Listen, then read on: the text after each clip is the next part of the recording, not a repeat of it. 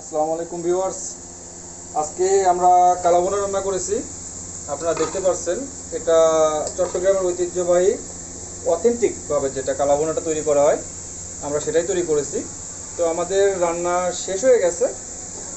তো আমরা পরিপূর্ণ রেসিপিটা আপনাদেরকে দিইনি। যদি আপনারা এইভাবে পরিপূর্ণ রেসিপিটা দেখতে চান, অবশ্যই লাইক কমেন্ট করে আমাদেরকে জানাবেন। অ্যান্ড আমাদের ফাইনাল টাচটা দিয়ে দিব। অল্প কিছু পেঁয়াজ বেরেস্তা করে রাখছি। তো আমাদের কালাভুনার কাজ কমপ্লিট। শুধু পেঁয়াজ বেরেস্তাটা দিয়ে দিলে আজকের মতো আমরা এখানে সমাপ্ত করতে পারি।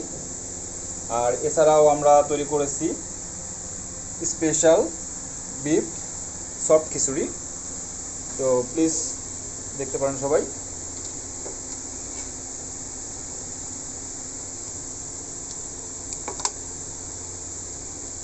ধন্যবাদ সবাইকে।